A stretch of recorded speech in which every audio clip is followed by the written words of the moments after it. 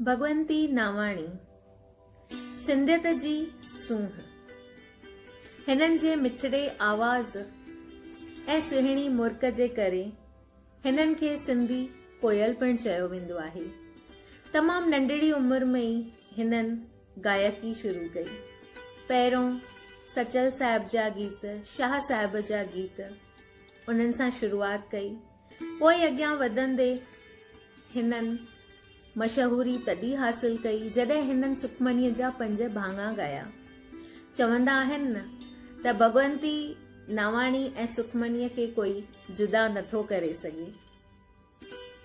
पर हिननि जी सुञाणप तॾहिं थी जॾहिं दादा गोविंद माली हिननि खे हिकु जौहरी थी करे सुञातो। पोइ हिननि गॾिजी टीम ठाहे देश विदेश में केतिरा ई प्रोग्राम कया, सिंधियत जो प्रचार कयो। न सिर्फ़ एतिरो, पर हिननि दादा राम पंजवाणी सां बि देश विदेश में केतिरा ई प्रोग्राम कया। दादा सतराम रोहिड़ा सां पिणु केतिरा ई ड्यूएट सॉन्ग्स गाया, जंहिंमें हिननि खे ॾाढी वाहवाही मिली। न सिर्फ़ देश में पर विलायत में पिणु उन्हनि जा गीत ॾाढा पसंदि करण लॻा।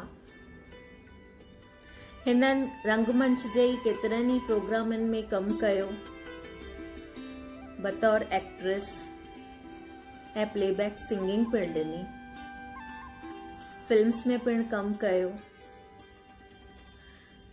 असांजा मशहूर गुरमुख चुगरिया ऐं लता भगताणीअ जा फादर साहिब पिणु हिननि जे टीम में हुया।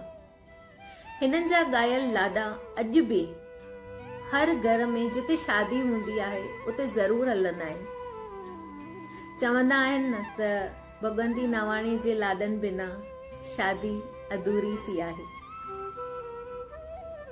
मास्टर रांजन साहिब जा केतिरा ई गीत पिणु हिननि गाया ऐं रिकॉर्ड पिणु कया, जीअं के मुंहिंजी ॿेड़ी अथई विच सीर ते, आई आहियां तुंहिंजे दर ऐं ॿिया बि केतिरा ई। 22 अक्टूबर जीअं के हिननि जो वर्सी उत्सव हूंदो आहे, मास्टर रांजन सिंधु भवन जे पारां श्रद्धांजलि थी ॾिनी वञे।